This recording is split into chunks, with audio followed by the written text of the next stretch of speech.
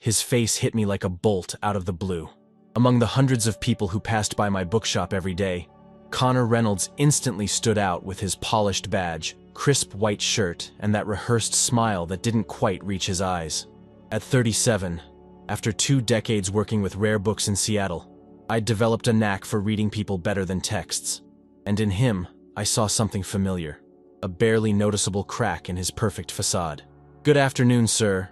Can I share a message about Jesus Christ with you today?" His voice betrayed what his eyes had already confessed. Hesitation, doubt, a weakness in his conviction. Maybe it was my recent divorce that made me sensitive to the masks people wear. Or maybe it was just the instinct of a collector recognizing something valuable hidden under a layer of polish. If you've ever met someone whose eyes tell a story completely different from the words coming out of their mouth, hit that like button. It changes everything. My bookshop is wedged between a hipster cafe and a vintage store in the historic district. It's a haven of wood and paper, with shelves creaking under the weight of old stories and bookcases that go all the way up to the ceiling. The smell of old books mixes with the aroma of the coffee I brew in the back. Regulars come and go, most of them just looking for a quick recommendation or a spot to escape Seattle's endless rain. My routine hardly ever changed. I opened at 9, cataloged new acquisitions until noon, helped customers in the afternoon, and closed at 7. On Fridays, I'd extend my hours for an informal book club meeting, a quiet, predictable life that let me dive into fictional worlds whenever reality got too heavy. But that Thursday, the Mormon missionaries showed up, usually in pairs, always dressed the same, with identical smiles and rehearsed messages. I recognized them right away and, like many others, had my polite ways of sending them on their way. But Connor was different. When I looked into his eyes, I saw something that made me stop in my tracks. "Elder Reynolds and Elder Jackson," said the taller one, pointing first to himself and then to his younger, visibly excited companion. "May we share a message about the plan of salvation?" It was the way Connor Reynolds looked around the bookshop while his partner spoke, with genuine interest, not like someone just fishing for an opening to deliver a pitch. His fingers casually traced the spine of a philosophy book on the nearest shelf. "Have you ever read Nietzsche?" I asked instead of just sending them on their way. Connor's partner, Ryan Jackson, who looked no older than 20, furrowed his brow, but Connor smiled, a genuine smile this time. "Actually, yeah, before the mission. God is dead and all that." Ryan looked uncomfortable with where the conversation was heading, while Connor's eyes lit up with a spark that belied his formal demeanor. For about 15 minutes we talked about books, philosophy, and art. Connor mentioned that he'd studied literature before his 2-year mission. His knowledge was vast, his curiosity real. Meanwhile, Ryan stayed stiff and kept checking his watch.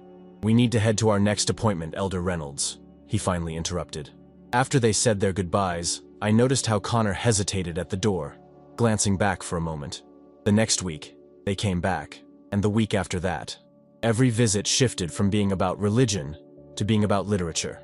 Ryan was always there, ever watchful, while Connor and I began to develop our own language through the books we discussed. "You should drop by on Tuesday," I casually suggested after his 4th visit. "I just got a collection of Hemingway's first editions." Connor showed up on Tuesday, without Ryan. He explained that his partner was at a church meeting. For 2 hours, we organized the books together, our hands occasionally brushing against each other between piles of old volumes. We talked about life before that moment. My failed marriage with David, my move to Seattle, and my love for literature that eventually became my career. Connor spoke less, but enough for me to understand. A religious family in Utah, overwhelming expectations, a lifetime spent trying to fit into a mold that never really fit him. "Have you ever felt like you're living someone else's life?" he asked, as he tagged a copy of The Sun Also Rises. The problem started when Ryan showed up unexpectedly during one of our cataloging sessions. His suspicious gaze flitted between us, noticing our closeness, our familiarity, and the lack of that typical missionary formality. "Elder Reynolds, I thought you were with the Peterson family," he said, his voice cold as ice. After that, Connor disappeared for 2 weeks. When he finally came back, he was with Ryan, and completely different. Stiff, less genuine, as if someone had reset him back to factory settings. "We brought you a Book of Mormon," he announced in a monotone. But his eyes told a different story. While Ryan prattled on about the church, Connor's gaze remained fixed on some distant spot, his restless fingers fidgeting with his perfectly aligned tie. That's when I realized the struggle inside him. For every step he took toward me, his religion seemed to pull him 2 steps back. For every moment he allowed himself to be genuine, there was twice as much guilt and withdrawal that followed. And somewhere along the line, I started to really care about how this inner battle was going to end. It was on a rainy autumn Thursday when everything changed. The bookshop was empty, which wasn't unusual for a late afternoon during a storm. The doorbell rang, and there he was, Connor, alone, soaked to the bone, with that look of someone who had just made an irrevocable decision. "Ryan got transferred to Portland yesterday," he said, water dripping from his perfectly combed hair, messy for the first time I'd ever seen. "My new partner won't be here until Monday." There was something different in his voice. The usual hesitation was gone, replaced by a trembling kind of determination. I handed him a towel and some hot tea, which he accepted with a tight smile. While drying his hair, I noticed he wasn't wearing his usual missionary uniform, just dark pants and a simple white shirt, and his badge was missing. "You shouldn't be here," he confessed after his first sip of tea. "We have rules. Never be alone with someone who—" He let the sentence trail off, his fingers gripping the cup so hard his knuckles turned white.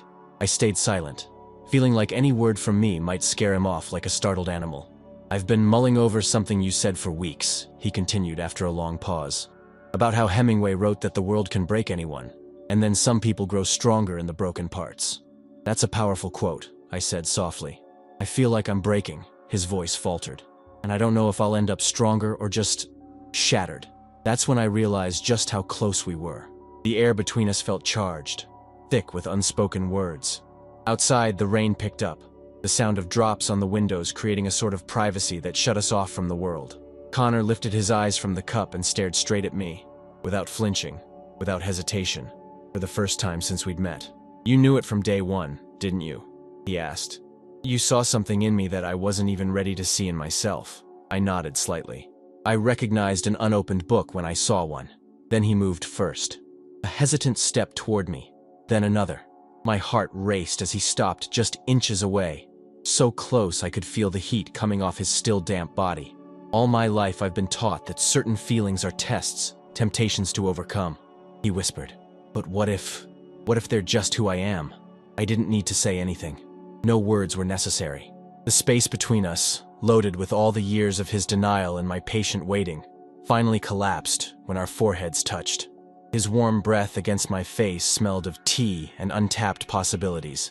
The first time his lips met mine, it was tender, almost reverent, like someone testing the water before diving in. I could feel his body shudder, that brief hesitation followed by a deep sigh against my mouth, as if he were finally letting go of a breath held too long. When we pulled apart, his eyes stayed closed, his eyebrows knit in concentration or conflict. Before I could say a word, he kissed me again, this time with an intensity that surprised me, his hands grabbing onto my shirt like a drowning man clutching his last chance at survival. "I don't know what I'm doing," he admitted against my lips. "We don't have to do anything," I replied. But his hands had already started exploring my chest over my shirt, a mix of innocent curiosity and repressed desire. I led us slowly to the little apartment at the back of the bookshop, where I kept a sofa bed for nights when work went on too long. There, in that intimate space lit only by the soft glow from the shop, Connor began to open up like a rare book whose pages had never been cut. Every button he untied on my shirt felt like a small personal revolution, every hesitant touch a new discovery. When we finally lay together, the rain played a perfect symphony against the windows. His hands, shaky at first, grew bolder as they explored unknown territories on my body. I responded with the patience of someone who understands that this moment was about more than just physical pleasure.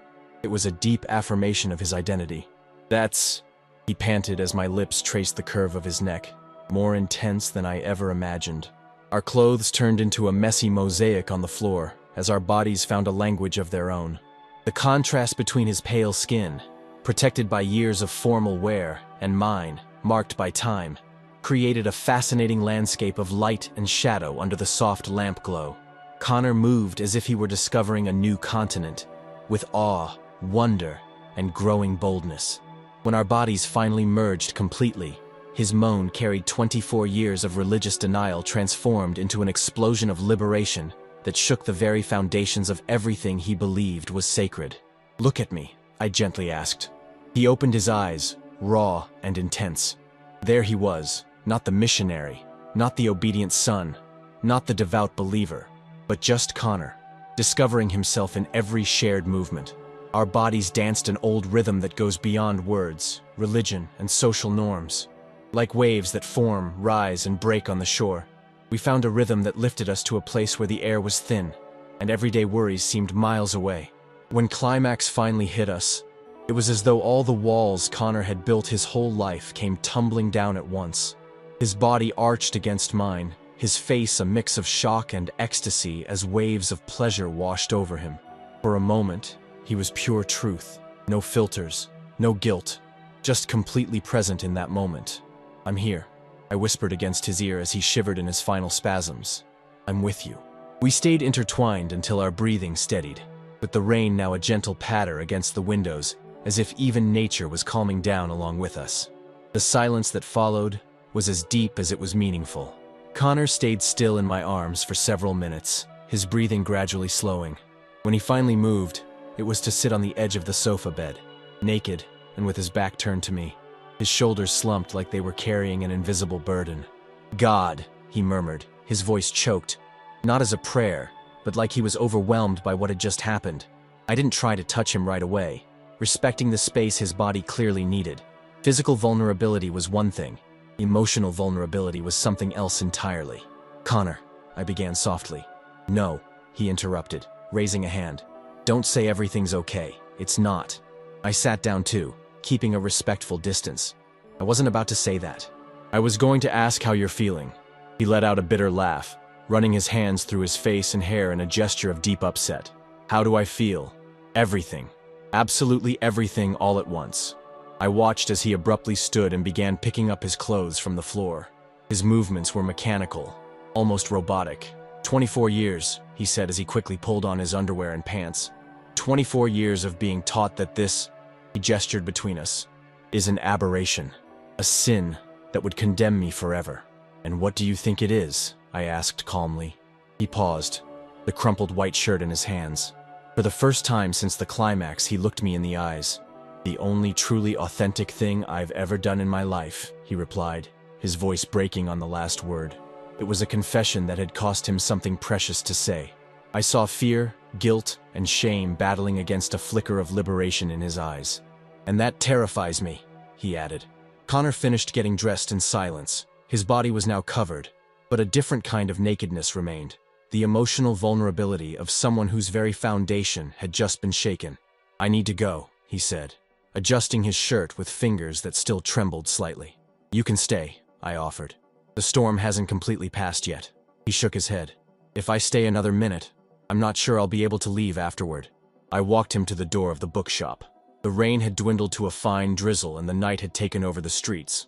Before leaving, Connor paused, his hand on the doorknob. "I don't know what happens next," he confessed.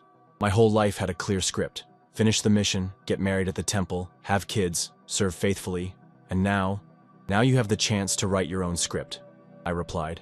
He nodded slightly, as if the idea was both freeing and terrifying. Then, without another word, he stepped out into the rainy night. I watched his silhouette disappear around the corner, knowing I had just witnessed something deeper than a simple, intimate encounter. I'd seen the beginning of a man breaking free from invisible chains that had held him for years. That night, I couldn't sleep.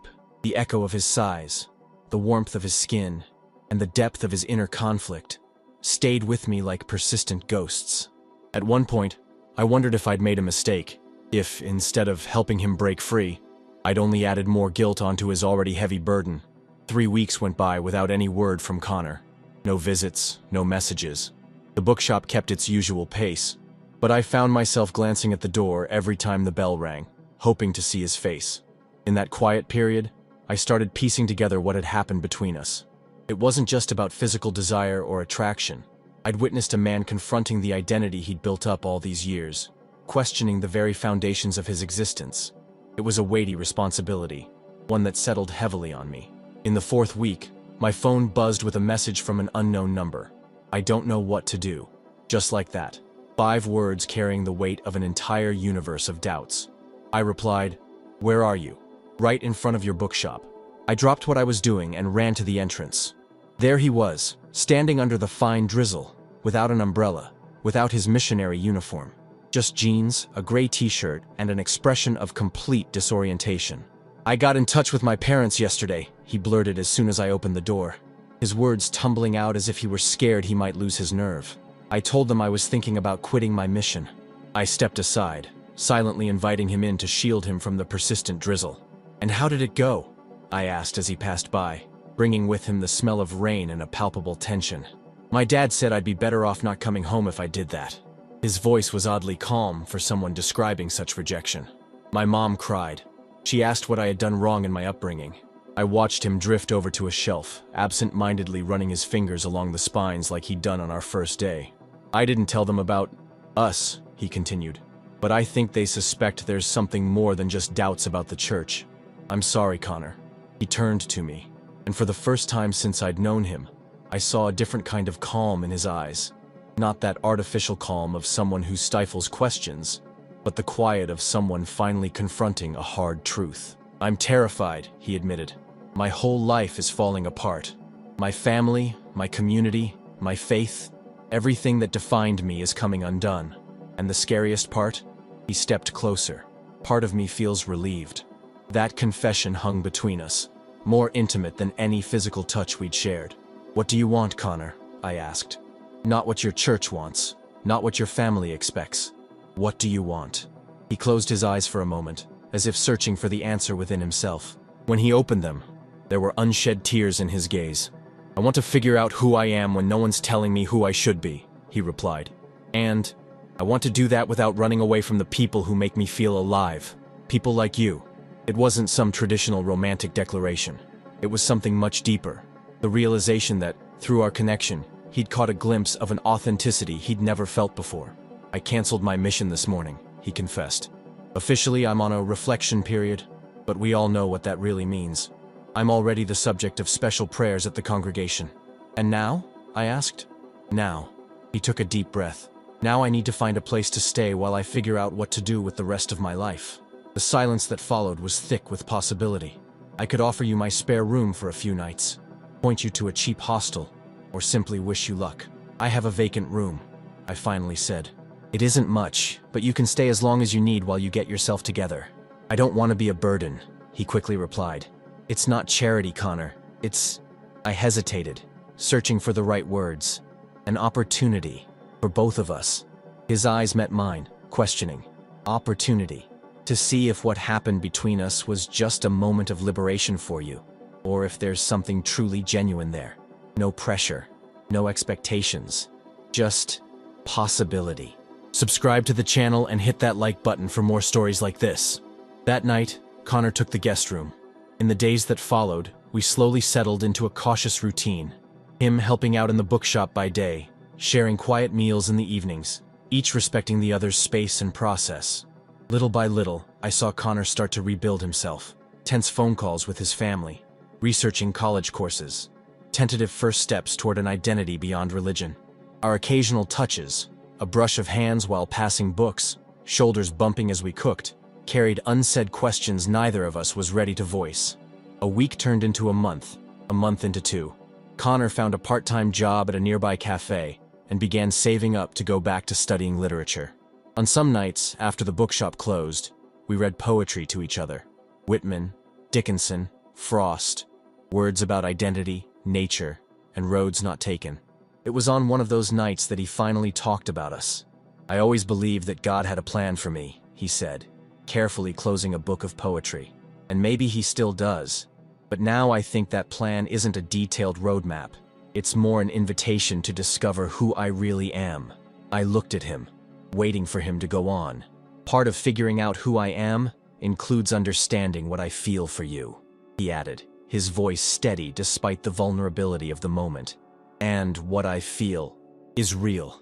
It isn't confusion, it isn't rebellion, it isn't just a phase, it's genuine." That night didn't end in another burst of physical passion. It ended with something just as powerful. Connor holding my hand as we walked back to the apartment. A simple gesture that, for him, said it all about defining himself on his own terms. The road ahead is still uncertain. Connor still faces a long journey of reconciliation, with his family, his faith, and himself. I don't know if our story will have a traditional happily ever after. What I do know is this: I witnessed something extraordinary. a man finding the courage to question the truths he'd been told and to seek his own answers. Connor Reynolds walked into my bookshop as a missionary on a quest to save souls. Ironically, he ended up finding his own along the way. And what about me? I learned that sometimes the greatest act of love isn't about possessing someone, but about making room for them to become who they truly are. If this story touched you in any way, if you've ever questioned the so-called absolute truths, or if you're in the process of rediscovering yourself, hit the like button and subscribe to the channel. Share your journey of self-discovery in the comments, because maybe the bravest thing we can do is simply allow ourselves to be authentic in a world that constantly pushes us to be something else. Subscribe to the channel and hit that like button for more stories like this.